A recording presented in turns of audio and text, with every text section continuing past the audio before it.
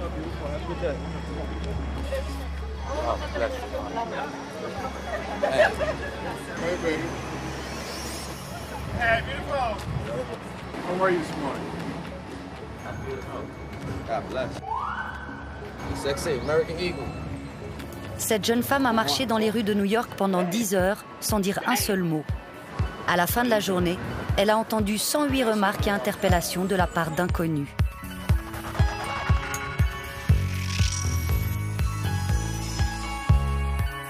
Bonsoir, la vidéo que vous venez de voir a été visionnée plus de 50 millions de fois sur Internet. Elle a provoqué un débat mondial autour du harcèlement de rue. La protagoniste, elle, a reçu de nombreuses menaces de mort et de viol pour avoir participé à cette expérience.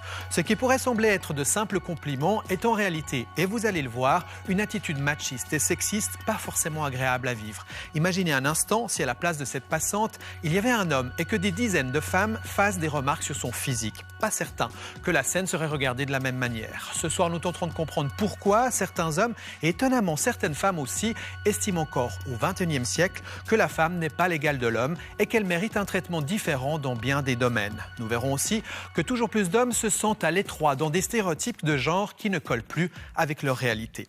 Mais pour commencer, je vous propose de nous glisser dans la tête d'un macho, un jeune Yverdenois d'origine italienne.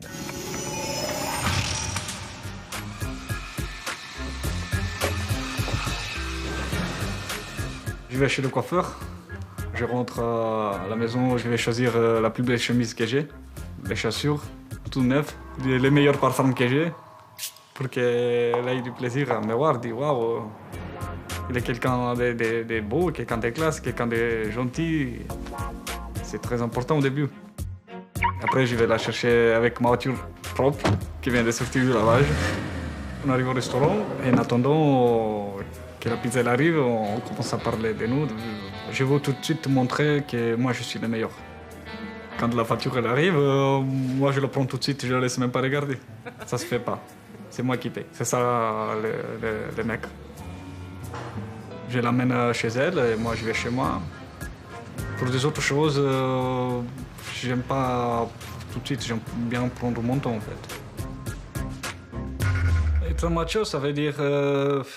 Pour moi, personnellement, ça veut dire se sentir beau, faire du plaisir à sa copine, pour qu'elle soit toujours concentrée sur moi, en fait. Pour qu'elle n'ait pas envie d'un autre garçon, voilà. Pour moi, les autres hommes peuvent regarder ma copine tant qu'ils ne la touchent pas, ça va. Tant qu'elle ne regarde pas les autres, ça va. Ça ne me dérange pas qu'elle va dormir chez ses copines, par exemple, des choses comme ça. Tant que c'est dans les règles, on dirait. Tant qu'elle fait il n'y a pas de soirées où il y a des mecs ou en boîte, 3 heures du matin. Le premier rendez-vous entre Matteo et Léa débouche sur une histoire qui dure depuis près d'une année. Matteo est arrivé en Suisse il y a 4 ans, des rêves plein la tête. Depuis, il travaille dur pour les réaliser. Depuis l'âge de 18 ans, j'ai rêvé cette voiture. La Sirocco blanche avec les jantes noires. C'est comme ça que j'ai appelé. Quand je l'ai vu, je ne croyais pas mes yeux, en fait. C'est à moi, ça fait 6 ans que je rêve cette voiture. Ça fait 6 ans. Qui a le droit de la conduire? Ma sœur, ma mère, ne peut pas conduire. Ma copine, elle n'a pas le permis, du coup, c'est bon. Les voitures, chez nous en Italie, on dit que c'est pour les mecs. C'est pas pour une femme. C'est au sud de l'Italie que Matteo vit une enfance simple, dans une famille traditionnelle des Pouilles. Mon père, il allait travailler. Et ma mère, elle restait à la maison, elle s'occupait de nous. Elle faisait toujours l'impossible pour nous. On était 3. Pour moi, c'est tout à fait normal. Avec mon père, j'ai appris quelque chose de mécanicien, comme de réparer les choses à la maison, des particuliers comme ça. Moi, je suis prêt à avoir une famille, 2, 3 enfants et une belle maison. J'arrive pas à penser que c'est moi qui reste à la maison et ma femme va travailler. Non, ça doit être le contraire. Je m'ennuie à la maison. Donc, il doit rentrer à la maison fatigué, transpiré aussi. Si j'ai la possibilité de donner à manger à ma famille sans qu'elle travaille, ça serait bien aussi. Comme ça, Notre enfant, par exemple, il passe ses premières 3, 4 ans, 5 ans avec elle. Et ça, pour moi, c'est très important. Puis après, quand il aura commencé à avoir 6, 7 ans, je serai là, à commencer à, par exemple, à jouer au foot, voilà. Et je suis sûr qu'il sera un mec, en fait. Je suis sûr et certain qu'il sera un mec. Il s'appellera Massimo. T'as déjà décidé? Oui. Ça, c'est toi qui commandes? Oui. Elle n'a pas de choix, elle, non. C'est moi qui décide le prénom du mec, c'est moi. De la fille, si c'est pas trop bizarre, elle peut le choisir le nom. Moi, je vais prendre un James Dean, le macho, c'est lui qui doit commander à peu près, voilà. Pas commander dans un mauvais sens, mais quand même dans la maison, ou tout ce que c'est la vie en général, faut qu'elle m'écoute. Comme moi, je l'écouterai si elle me donne des conseils, par exemple en cuisine ou des choses qui sont plus des femmes, ou décoration de la maison, ça sont plus des choses des femmes. Moi, je l'écoute, mais pour le reste, voilà, c'est moi l'homme.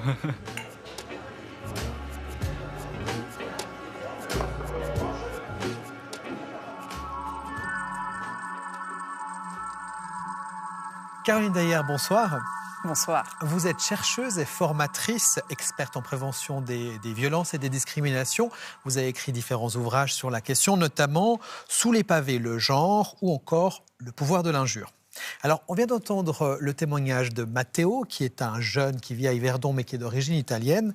Pensez-vous que cette vision des rôles hommes-femmes colle bien avec les Italiens, le pays des machos, si j'ose la caricature, et que dans un pays comme la Suisse, la culture suisse, ça n'existe pas?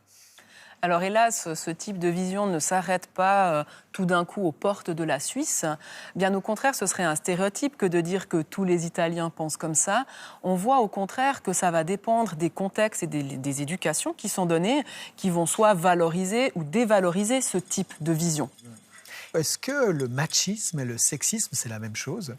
Non, ce n'est pas la même chose et c'est important de voir que le sexisme, c'est un système idéologique qui hiérarchise les sexes. C'est-à-dire, le sexisme va construire la catégorie des hommes, la catégorie des femmes et dire que la catégorie des hommes est supérieure à la catégorie des femmes. Alors que le machisme en tant que tel, c'est le fait de prôner la supériorité des hommes sur les femmes et leur accorder des privilèges.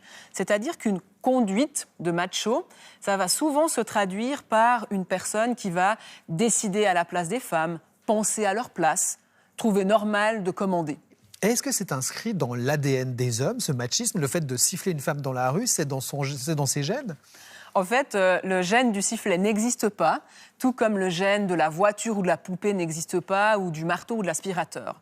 En fait, il s'agit vraiment d'éducation et d'apprentissage. On va apprendre à devenir macho. Je viens de la planète des gloops, et sur ma planète, il n'y a que des gloops. Quoi?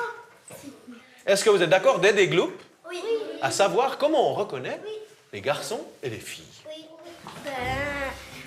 Faut regarder si elle est habillée en rose ou en vert. Ah, super. Alors, habillé en rose.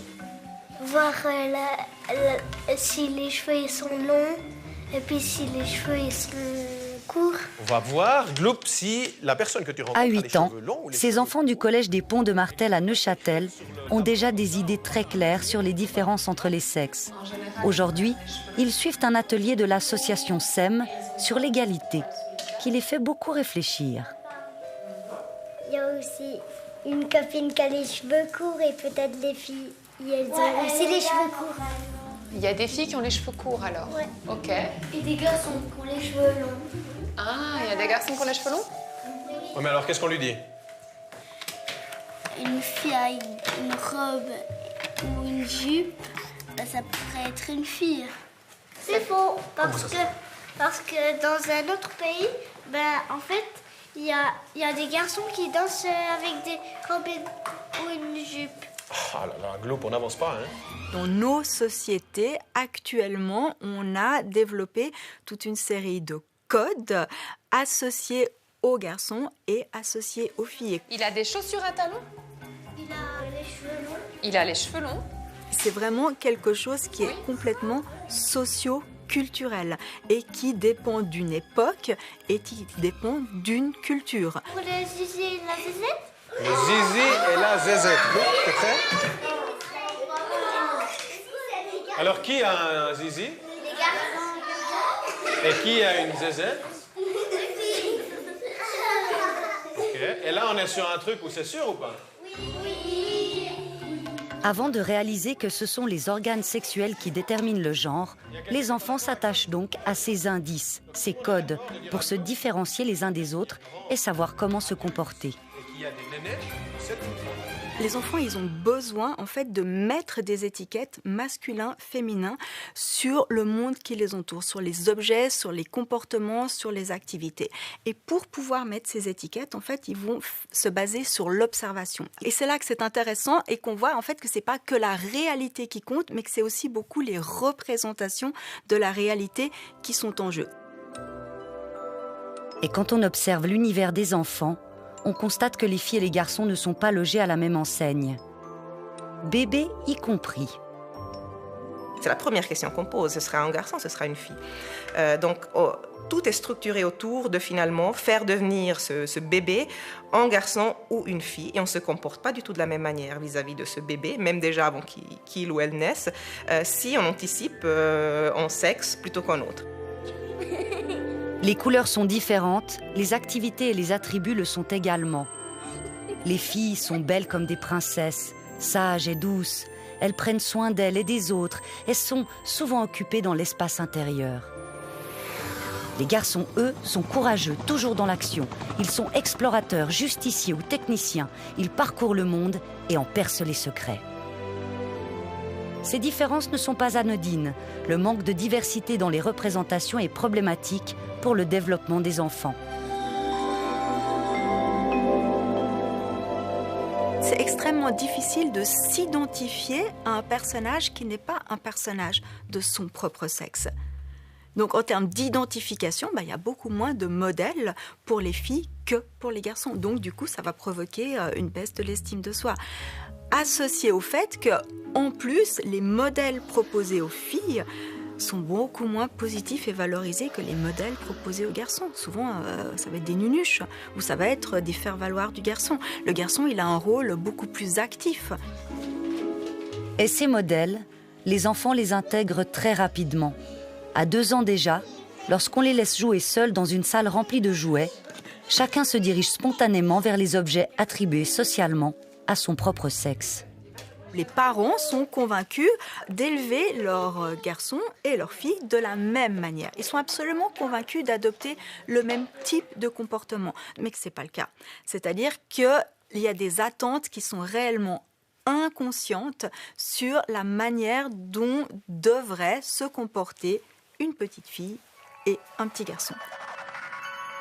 Les parents sont-ils si inconscients des attentes qu'ils projettent sur leurs enfants ?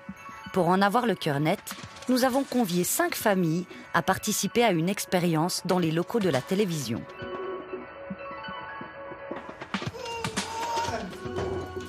Nous avons préparé une salle d'attente pleine de jouets et nous avons mis le paquet niveau stéréotype. Les jouets garçons d'un côté, les jouets filles de l'autre. Ce sont les pères que nous voulons tester. Avec la complicité des mamans, nous nous arrangeons pour les laisser seuls dans la salle avec l'enfant. L'expérience commence maintenant, sous l'œil de nos caméras discrètes. Qu'est-ce qu'il y a là-dedans? Tu mets l'autre aussi là-dedans? Immédiatement, les pères jouent avec des jouets correspondant au sexe de leur enfant. J'ai vu un beau costume de princesse, alors j'ai décidé de l'habiller en princesse parce qu'elle n'a pas beaucoup l'habitude avec 2 frères à la maison, alors j'en ai profité. Les parents vont encourager et décourager leurs enfants de manière extrêmement subtile. C'est-à-dire que lorsque l'enfant va vers un objet qui est étiqueté de son propre sexe, eh bien, on entend le papa dire « Tu peux jouer avec ça? Oui, vas-y, joue, ça c'est une grue, joue avec ça. » Les mères complices reviennent. À ce stade, nous leur demandons d'inciter leurs enfants à jouer avec des jouets étiquetés du sexe opposé. On met quoi? On met la jupe? À l'évidence, les enfants sont ravis. Après, tu fais la même chose.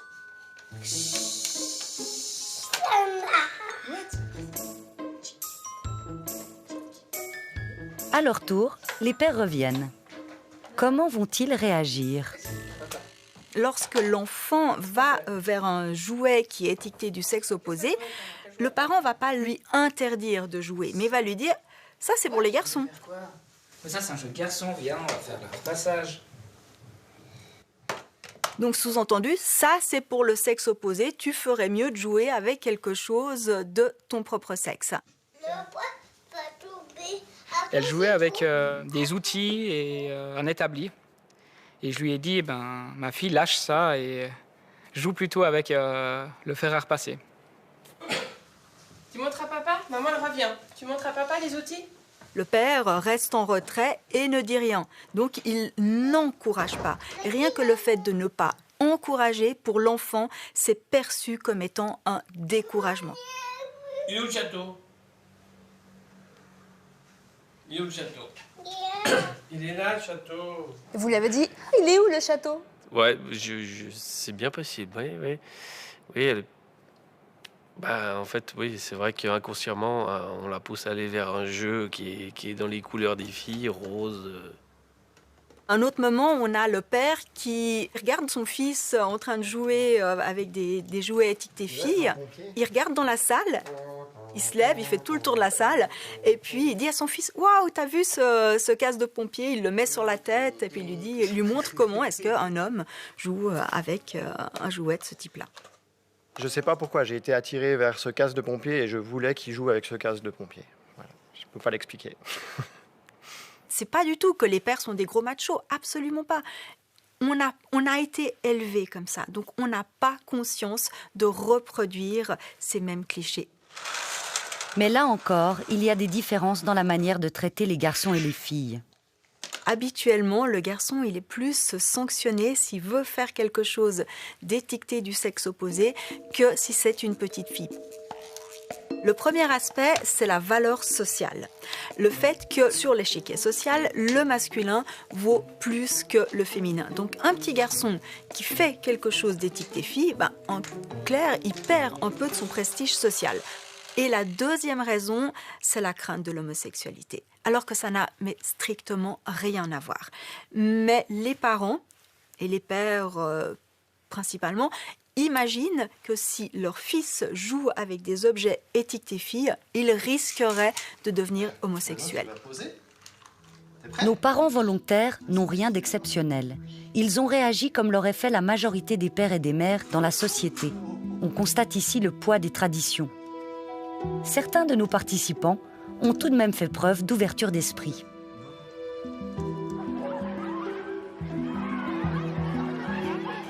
Les stéréotypes de genre conditionnent les enfants et les empêchent de développer leurs compétences librement. Avec les filles, on aura plus tendance à renforcer des comportements qui vont dans le sens justement de prendre soin des autres.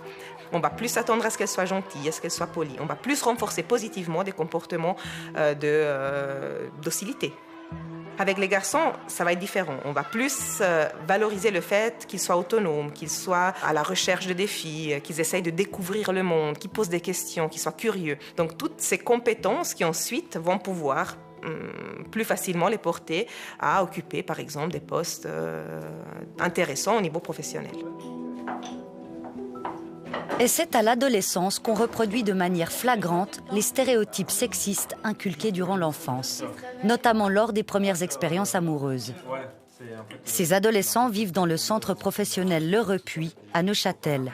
Ils suivent aujourd'hui l'atelier « Sortir ensemble et se respecter ».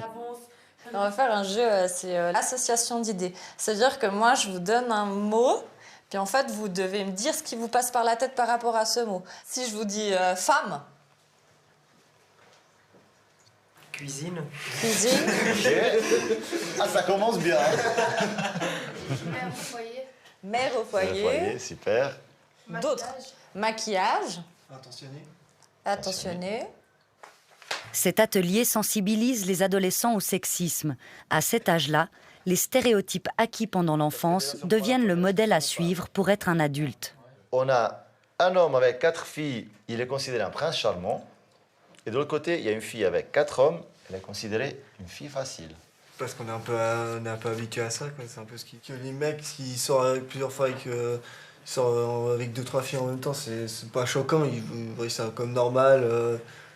Qu'une fille, si elle sort avec 2 mecs en même temps, c'est considéré comme une traînée, quoi, vraiment, quoi. Comme D'accord.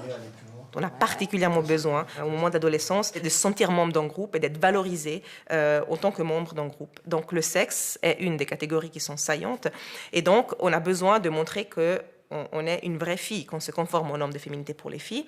Et encore plus, chez les garçons, de montrer qu'on est un vrai gars, qu'on est un vrai mec. La projection dans un métier participe aussi de ce processus, parce que si je me projette en tant qu'adulte en train d'exercer un métier qui est bien viril, ben je suis en train de renforcer mon image de moi-même comme conforme aux normes de genre. Vous avez vu, comme on l'a dit, Des choix décisifs pour l'avenir professionnel qui se font au moment où les ados sont le plus influencés par les croyances sexistes. Si on voit un mec coiffeur, on va dire, lui, c'est pas un vrai mec, quoi. Il porte pas ses couilles, quoi.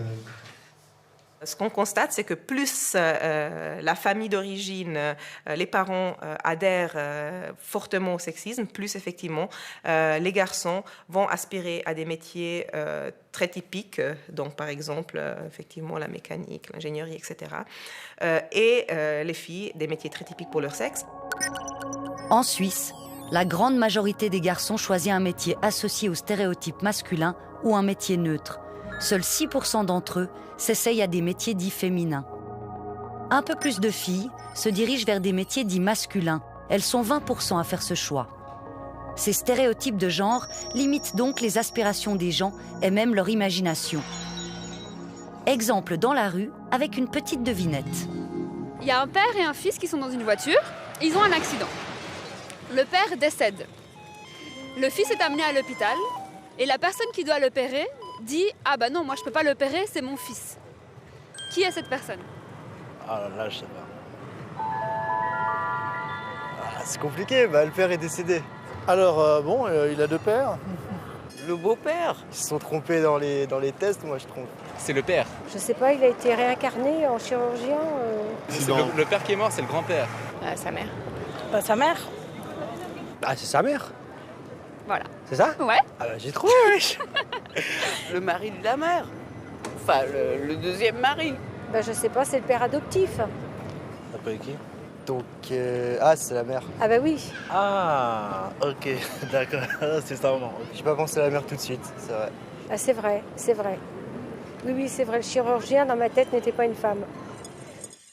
Caroline Dayer, on vient de voir que les stéréotypes ont la vie dure, qu'il est encore difficile de se projeter dans un comportement ou même dans une profession généralement attribuée à l'autre sexe. Comment est-ce qu'on explique ce phénomène ? On l'explique parce qu'en fait, on intériorise les stéréotypes de genre et les personnes qui vont oser défier ces stéréotypes, qui refusent de s'y plier, vont être sanctionnées. Donc, il y a un coût à transgresser les attentes qui sont construites socialement. Et ce coût-là, dans une société qui va valoriser le masculin au détriment du féminin, ou plus précisément qui valorise ce qui est considéré comme masculin et ce qui est considéré comme féminin, on voit par exemple qu'un petit garçon qui a envie de faire la danse classique va être moqué, raillé, voire insulté, parce qu'il transite du mauvais côté de ce schéma. Alors qu'une fille qui fait du foot, on va peut-être lui faire des remarques, mais au moins elle va dans le bon sens. Alors, on constate quand même que toujours plus de filles se lancent dans des métiers dits masculins, ce qui est une bonne nouvelle. Mais vous me disiez qu'une fois arrivées dans le monde du travail, c'était pas si simple. Oui, on est dans une période paradoxale puisqu'effectivement, on invite les enfants puis les jeunes à ouvrir leurs horizons. Et puis, à la fois, quand les pionnières arrivent dans le monde du travail, on se rend compte qu'elles vont avoir affaire à des obstacles massifs. Et là, on voit qu'elles vont se confronter à ce qu'on appelle communément les plafonds de verre. C'est-à-dire que c'est très difficile pour ces femmes-là de pouvoir accéder à des postes à responsabilité. Donc, il y a vraiment un problème encore de culture professionnelle où on peut avoir, dans certains contextes, du machisme ou du sexisme qui persiste. On vit dans un pays où on prétend que l'égalité entre hommes et femmes existe vraiment. Pourtant, on a vu que les différences et la hiérarchisation des genres est inculquée très tôt déjà chez les enfants. Est-ce qu'on vit dans une société un peu hypocrite en Suisse ? On voit surtout qu'il est nécessaire de déconstruire ce mythe selon lequel l'égalité serait acquise en Suisse. C'est un mythe en Suisse pour vous ? C'est un mythe dans le sens où, si on regarde les faits, très concret. On se rend compte vraiment très clairement et rapidement que les femmes sont davantage la cible de discrimination dans le contexte du travail. L'inégalité salariale en est un exemple. On voit qu'elles sont massivement la cible de violences, si on prend l'exemple de la violence conjugale, mais aussi de la violence dans la rue, à l'école, sur les réseaux sociaux. On voit aussi que les femmes ont moins d'opportunités économiques, qu'elles sont moins représentées en politique, et on voit que finalement elles sont davantage sujettes à la précarité et la pauvreté. En dehors de ces aspects, on pourrait dire que c'est la face vraiment plus visible de l'iceberg, se cachent aussi effectivement en Suisse des formes de sexisme qui sont beaucoup plus invisibles et sournoises. À propos de sexisme moins visible, nous sommes demandé dans l'émission si la galanterie faisait partie du sexisme. Et du coup, nous sommes allés voir l'icône incarnée de la galanterie en Suisse romande. Regardez. C'était il y a 40 ans. Je l'ai rencontré parce que nos enfants allaient à la même école. Et je l'ai trouvé totalement sublime. Et donc j'en ai conçu une vive convoitise charnelle. Il était totalement marié, moi je l'étais encore un peu. Je lui écrivais des lettres irrésistibles. Je choisissais ses lectures. Bien sûr, elle était couverte de fleurs. Ça a commencé par la combrer, puis par l'attendrir, puis par la séduire. Et un jour, elle a compris toute l'intensité de mon désir et elle a consenti à l'exaucer. Et comme je n'ai pas été, je crois, défaillant ce jour-là, depuis, c'est irréversible et à jamais. Marc Bonan, avocat genevois réputé, est un ardent défenseur de la galanterie. Je te rappelle que la femme a une force vitale. Pour lui, c'est à l'homme de faire la cour à une femme et tous les moyens sont bons. On me dit que de siffler une femme dans la rue est insupportable. Les hommes qui sifflent, moi je ne sais pas siffler, j'ai d'autres soupirs ou d'autres souffles. Un homme qui vous siffle, c'est un homme qui vous dit merci. Alors que vous ressentiez ça comme une atteinte. Parce que qu'est-ce qu'il siffle? Assurément votre apparence. Mais vous êtes aussi une apparence. Mais c'est pas de la galanterie de siffler dans la rue, quand même. C'est la galanterie des pauvres. Où s'arrête la galanterie et où commence le sexisme? C'est l'éternelle question des rapports hommes-femmes sur laquelle plusieurs chercheurs en psychologie se sont penchés. Il est évident que dans un contexte privé, romantique, dans un couple, certains comportements peuvent être de la pure galanterie de la part de l'homme envers la femme. Et ça ne pose aucun problème. C'est une relation tout à fait normale, saine, voire même nécessaire à l'intérieur du couple pour que celui-ci fonctionne convenablement. Par contre, le même comportement qui serait émis au travail à l'égard des femmes en général sera étiqueté comme du sexiste et sera rejeté. La galanterie peut donc faire partie des comportements sexistes. Et pour Benoît Dardenne, il y a deux types de sexisme. Le sexisme hostile. C'est une attitude des comportements qui remettent clairement en cause la compétence des femmes. En parallèle à cela, il y a une forme plus douce, plus subtile, voire même positive, aussi beaucoup plus ordinaire de sexisme. C'est ce que l'on appelle notamment le sexisme bienveillant. La sécurité de ce pays. Et notre sécurité, ça c'est le plus important pour vous. Pour les faibles de notre société, les femmes, les jeunes, les La femme faible et enfantine qui a besoin de l'aide de l'homme, c'est ce qu'on appelle le paternalisme, l'une des trois facettes du sexisme bienveillant. Il y a aussi l'intimité hétérosexuelle. L'homme a besoin de l'amour d'une femme pour être vraiment heureux. Elle n'existe donc que pour combler ce besoin. Et pour finir, la complémentarité entre les sexes. La femme a par nature une certaine pureté, elle est plus morale et plus gentille que l'homme. Et donc là, c'est très clairement positif. On met en avant toute une série de qualités. Nous, ce que nous prétendons, c'est que mettre en avant ces qualités implique une absence de quelque chose, de la compétence. Maître Bonan s'est très souvent fait remarquer par ses allusions sexistes. C'est nous qui partons à la chasse, nous vous rapportons des peaux de bêtes. Vous êtes dans la caverne, vous frottez le silex. Vous-même, est-ce que vous vous considérez comme un peu macho? Dans l'acception courante, sans doute. Oui, oui, pas un peu, totalement, irréversiblement. Bonjour, maître. La plupart des hommes que l'on dit sexistes aiment les femmes estime les femmes, et peut-être un peu trop même. J'ai toujours passé les femmes au plus haut. Et c'est pour ça que je suis désemparé lorsqu'elles revendiquent d'être nos égales. La notion d'égalité, je n'y crois pas, je ne l'aime pas, je la déteste. Vous nous singez maladroitement. Nous ne méritons pas d'être singés, même pas d'être imités. Incarnez-vous dans des moments opportuns, des moments d'étreinte, des moments de vie, des moments majeurs de maternité. Mais ne faites pas les mecs, nous sommes déjà si nombreux. Lorsqu'on engage un homme, on engage sa capacité de travail, son dévouement, sa force, ses aptitudes. Lorsqu'on engage une femme, on engage d'une manière ou d'une autre sa vie. Elle aura des chagrins d'amour, des burn-in, des burn-out, des migraines douloureuses, des lunes nocives, enfin comment vous dire, et puis la maternité. Tout ça fait que vous n'avez plus la même aptitude à être là, la même possibilité de dépassement, parce que vous êtes sur plusieurs fronts. Donc au fond, je vous paye un peu pour ce que vous me donnez, et un peu par générosité, je vous paye pour ce que vous donnerez à d'autres. Il est rare d'entendre un discours aussi franc que celui de Maître Bonan. Ce point de vue distingue très clairement le rôle des femmes de celui des hommes, une vision qui, il faut le dire, disqualifie les compétences des femmes dans le monde du travail. Il est par contre beaucoup plus fréquent d'entendre des propos envers les femmes, à premier abord bienveillants, mais qui malgré tout ont des conséquences sur celles qui les reçoivent. Regardez cette expérience étonnante et fort instructive réalisée grâce à la complicité d'un comédien. Bonjour. Bonjour. Entrez, installez-vous. Nous avons invité 10 femmes. Elles pensent passer une présélection pour participer à une expérience avec des hommes soi-disant déjà sélectionnés. Elles vont d'abord passer un premier test de mémoire. Elles seront ensuite séparées en deux. Une moitié sera exposée à du sexisme hostile et l'autre moitié à du sexisme bienveillant. Pour finir, elles repasseront tout un deuxième test de mémoire. Y aura-t-il des différences de performance entre les deux groupes ? Pour commencer, l'animateur leur explique les règles de façon neutre. Le premier test, c'est très simple. Je vais vous montrer un panneau avec des photos, des formes. C'est un exercice de mémoire. Principalement, on travaille la mémoire. Tout le monde est prêt ? 20 secondes et c'est parti.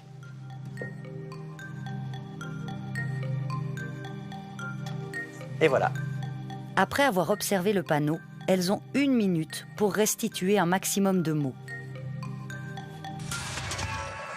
Commence maintenant la phase cruciale de l'expérience. Le premier groupe va désormais subir du sexisme hostile de la part de l'animateur pendant qu'il ramasse les feuilles. Écoutez bien.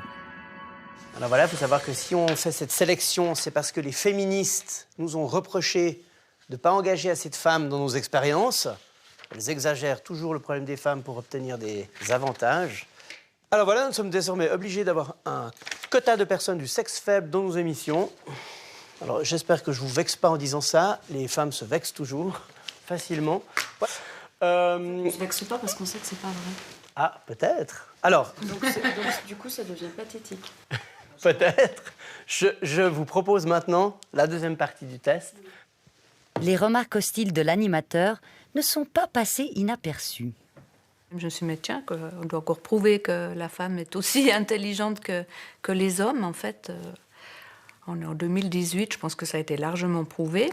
Je me suis dit, oh le pauvre, oh le pauvre. Les participantes exposées à du sexisme hostile n'ont pas de difficulté à identifier la cause de leur malaise. C'est la personne en face de moi qui s'est montrée objectivement et manifestement hostile et agressive. C'est maintenant au tour de l'autre moitié des participantes. L'animateur va tenir des propos sexistes, mais dans une attitude bienveillante. Comment vont-elles réagir ? Alors voilà pour cette expérience, comme pour le monde professionnel, à compétences égales, ce sont les femmes qui seront choisies. Vous irez rejoindre un groupe d'hommes déjà sélectionnés, mais ne vous inquiétez pas, ils vont collaborer avec vous et ils sont d'accord de vous accorder du temps et vous aider. Alors, si vous êtes prête, et c'est parti. Tac. Ces participantes ont été perturbées par l'énoncé, mais sans parvenir à expliquer pourquoi. Et voilà, vous avez 1 minute. Au fond, moi, j'ai envie de dire, pourquoi on a besoin d'être aidé par des hommes? Enfin, c'était bizarre. Je suis pas handicapée, j'ai pas besoin d'aide, je suis pas en difficulté, donc... Ils vont nous aider. Après, il a dit qu'ils avaient déjà fait le test. Du coup, ils pourront nous aider. Je me suis dit, ouais, bon, bah... cool aussi, enfin, je sais pas. Dans la condition de sexisme bienveillant, ne fût-ce qu'au niveau des visages, il y avait des hochements de tête, d'approbation, il y avait des sourires. Ça se passe plus naturellement, c'est pas détecté, on ne parle pas de sexisme, on parle même de « il est gentil, sympa, agréable ». Est-ce que vous vous dites, quel macho celui-là? Ah non, pas du tout. Non, pas du tout. Lui, il a pas l'air d'être un gros macho, comme ça. Mais sa phrase l'était, mais lui, il m'a pas perturbée plus que ça. Avenant, souriant, ouais. Agréable. On sait que le fait d'être confronté à ces actes soi-disant positifs dérange. Mais on ne peut pas étiqueter l'origine de ce malaise. Ne pouvant pas l'étiqueter, on peut aussi se l'auto-attribuer. Tout ça résulte en quoi? En des pensées intrusives, une mémoire de travail qui ne fonctionne pas bien, qui n'est plus concentrée sur la tâche principale, la tâche de mémoire. Résultat des courses, la performance est diminuée. Les participantes soumises au sexisme bienveillant ont donné moins de bonnes réponses lors du deuxième test de mémoire. Le résultat de mes études, c'est que systématiquement, elles font moins bien, à la fois par rapport à la condition contrôle de non-sexisme, mais aussi par rapport à la condition de sexisme hostile. Le sexisme bienveillant n'est donc pas anodin et a son lot de Alors, conséquences. je vais ramasser les copies. Et de manière surprenante, il ne concerne pas que les hommes. Ici. Le sexisme bienveillant des hommes est égal au sexisme bienveillant des femmes. Pourquoi? C'est une idéologie. C'est une manière de voir le monde, en l'occurrence ici, les rapports hommes-femmes. Cette idéologie, pour qu'elle puisse fonctionner, elle ne peut pas être détenue et entretenue que par le groupe dominant, elle doit l'être aussi par le groupe qui est dominé. Regardez le sexisme bienveillant en tant qu'outil pour maintenir la dominance, c'est merveilleux, c'est un outil qui est accepté et qui est parfois même demandé.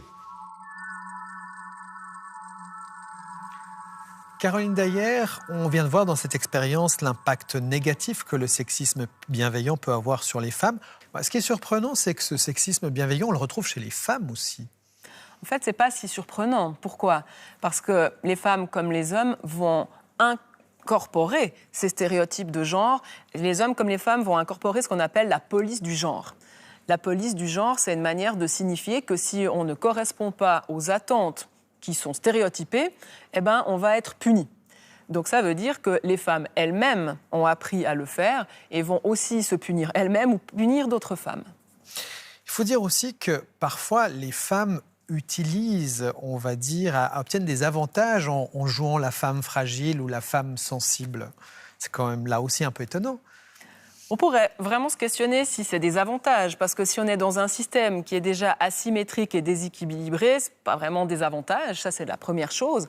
Par contre, la deuxième chose, c'est que les femmes sont prises au piège dans le sens où elles se retrouvent dans des injonctions paradoxales. On va prendre un exemple très concret. Qu'est-ce que c'est une injonction paradoxale? Une femme met une jupe trop courte, on va lui dire qu'elle est provocante. Une femme met une jupe qui est jugée trop longue, on va lui dire qu'elle n'est pas assez sexy. Donc, quoi qu'elle fasse, d'une part, ça ne va pas. Et d'autre part, c'est toujours les autres qui vont dicter ce qu'elle est censée faire. Donc, l'injonction, c'est vraiment comme si c'était un ordre qui était donné. Et quoi qu'on fasse, ça ne va pas. On l'a déjà un petit peu évoqué, mais évidemment, la conséquence la plus grave du sexisme ordinaire sur les femmes, c'est la violence physique qu'on fait sur elles.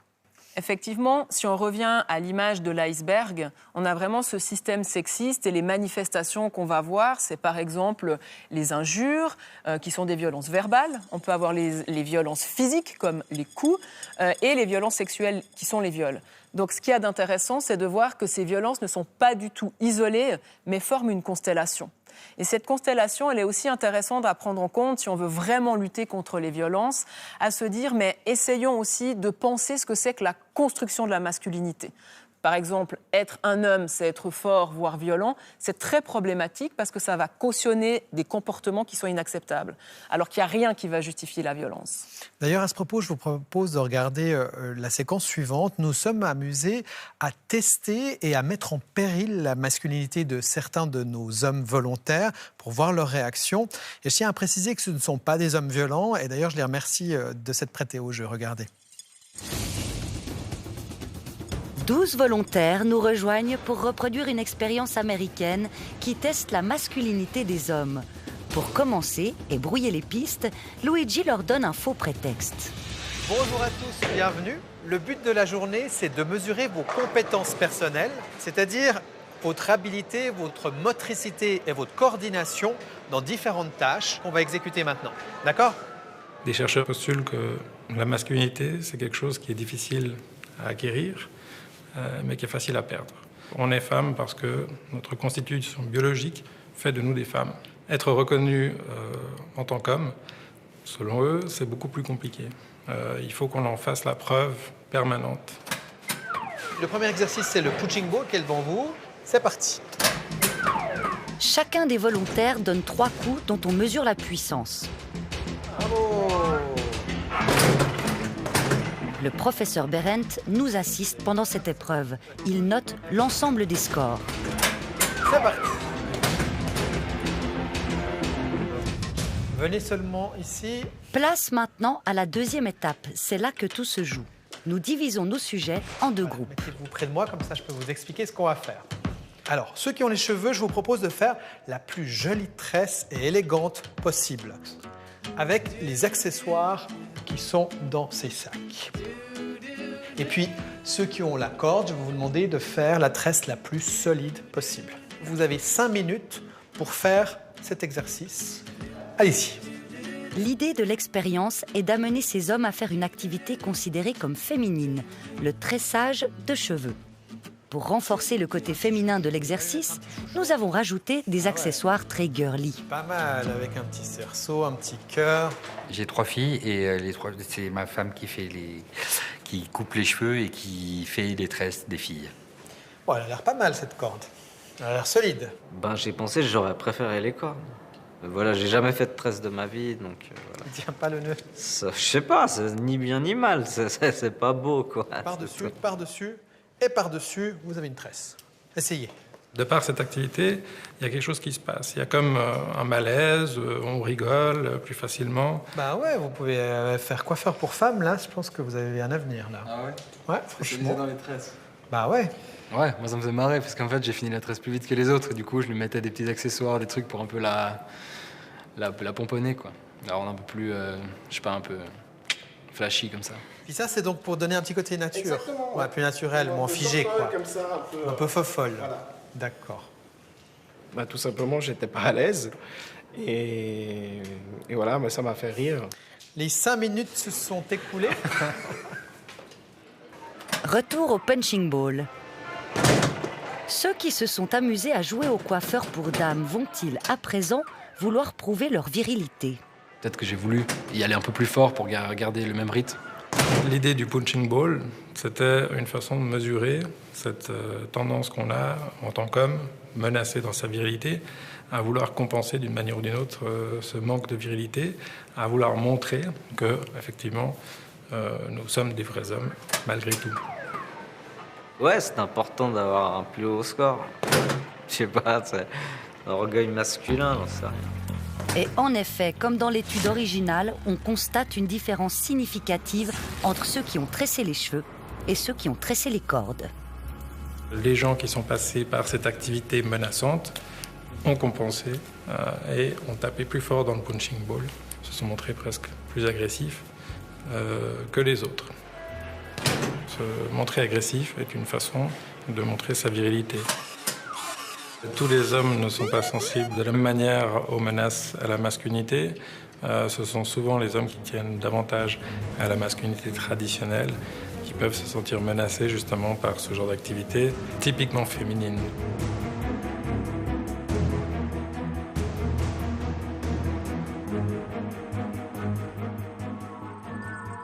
après tout ce qu'on vient de voir, Caroline Dayer, comment faire pour que les comportements évoluent vers plus d'égalité?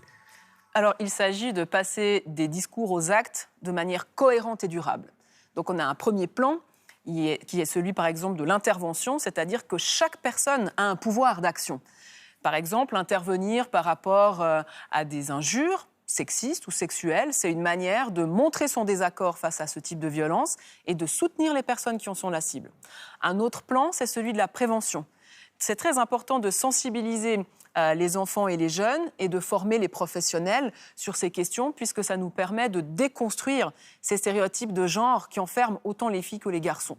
Et le dernier plan, c'est vraiment un plan institutionnel et politique pour avoir des messages extrêmement forts de promotion de l'égalité pour ce qu'elle se réalise dans les faits. Caroline Dayer, merci beaucoup pour ces explications. Je vous propose de découvrir à présent le portrait de Grégory Jacquet. Souvenez-vous, on l'a vu en début de reportage en train de faire de la sensibilisation dans les classes. Eh bien, cet homme s'est posé pas mal de questions. Aujourd'hui, on pourrait dire qu'il s'est affranchi du poids des étiquettes. J'ai vécu un deuil problématique avec un collègue de travail qui est mort dans des conditions tragiques. À son enterrement, plusieurs d'entre nous ont pleuré à chaudes larmes à la sortie. Hommes, collègues, policiers, conditionnés, disons, à réfréner leurs émotions.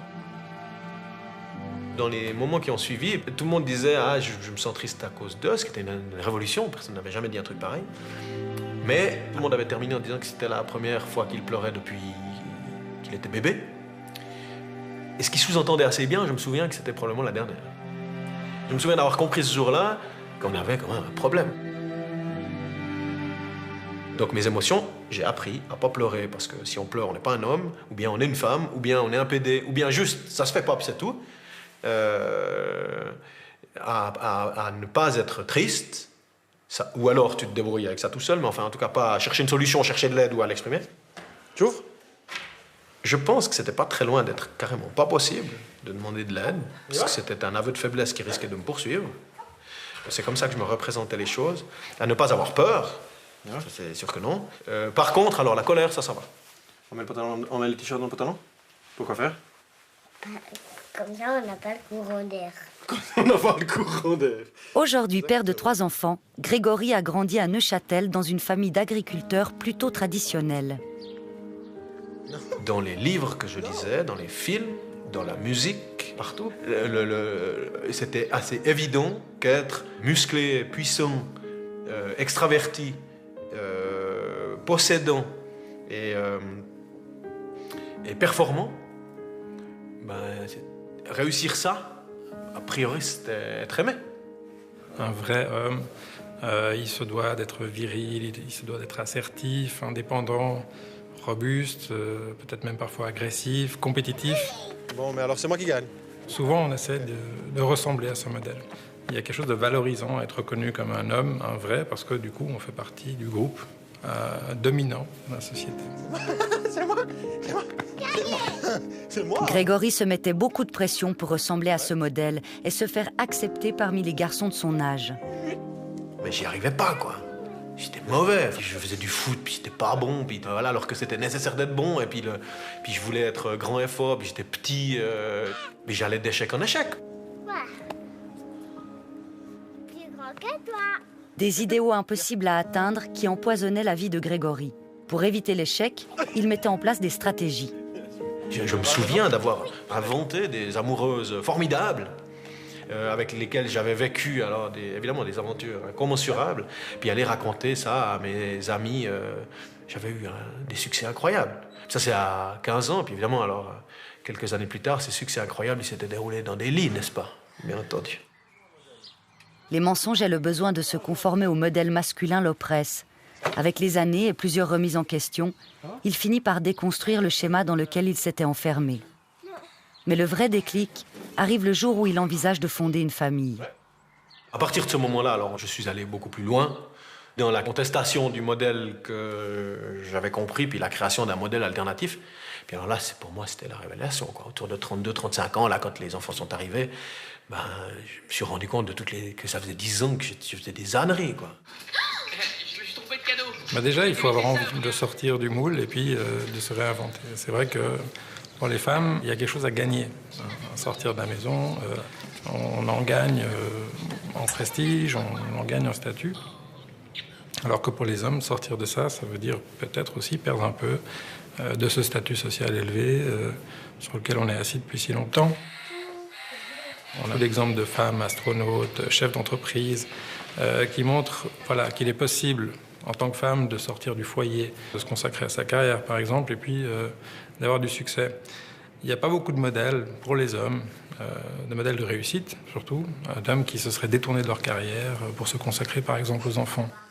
J'ai expérimenté le fait d'être parent au foyer à temps complet, et je pense que c'est insupportable. Et que y contraindre qui que ce soit est un crime.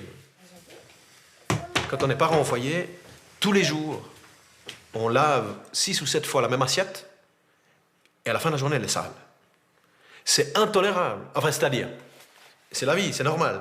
Mais on n'a pas appris ça. On a appris à réussir des trucs, à réussir un truc puis en faire un autre le lendemain. Ou bien qu'à la fin, il y a un produit qui sorte de ce qu'on a fabriqué.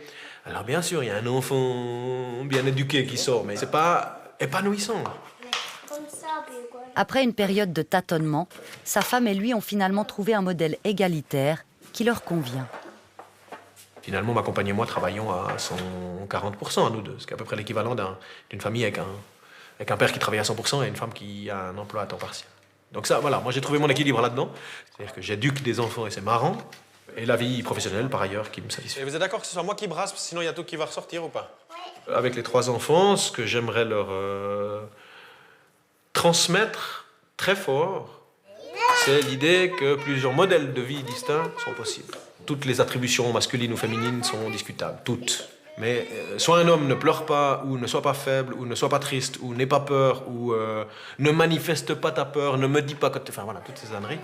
Non, je n'ai jamais dit à mon fils « sois un homme », je le dirai jamais.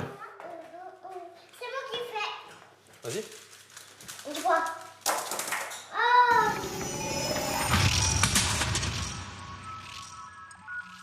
Voilà, Dans la tête d'œuf, c'est terminé pour ce soir. Si vous voulez voir ou revoir l'émission, elle est en tout temps disponible sur notre site internet. Vous pouvez également nous laisser un message à notre adresse mail.